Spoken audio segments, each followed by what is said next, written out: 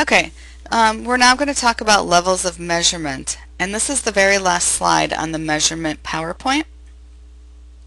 We can divide variables into two different types, categorical variables and continuous variables.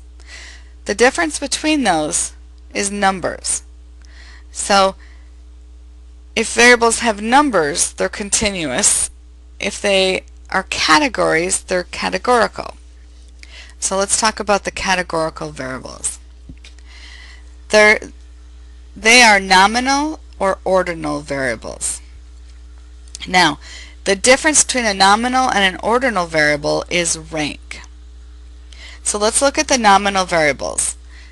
Sex is a nominal variable. The attributes are male and female. There's nothing that's higher or lower in rank about being a male or a female. And so they don't have a rank, so we call it a nominal variable. Colors, if the attributes were yellow, blue, green, and red, there's no rank there. So that would be a nominal variable. Ordinal variables have ranks. So for example, if the variable was interest in science. Please rate your interest in science. And the answer attributes were low, medium, and high. That would be ordinal because we can rank low, medium, and high, right? So variables with a rank are called ordinal. Now let's look at the continuous variables. These are number variables, and they are intervals or ratios. And the main difference between those is whether or not there's a clear 0 point. So they both have equally spaced intervals between the numbers, but a ratio has a clear 0. So for example, age. Age is an interval. I could ask you, how many years old are you? You could be 1, you could be 2, you could be 3, all the way to probably 110.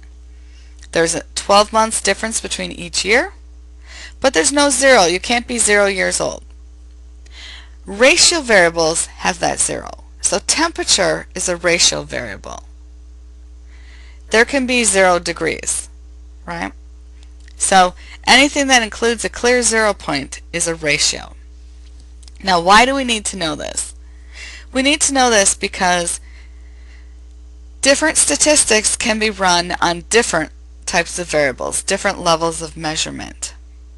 Okay? So if we're going to do chi-squares, we can do them on categorical variables. If we're going to do Pearson's correlations, they need to be continuous variables. If we're going to do a t-test, we need one of each. Okay? So when you're thinking about your variables and you're writing your variables up, think about what level of measurement they are.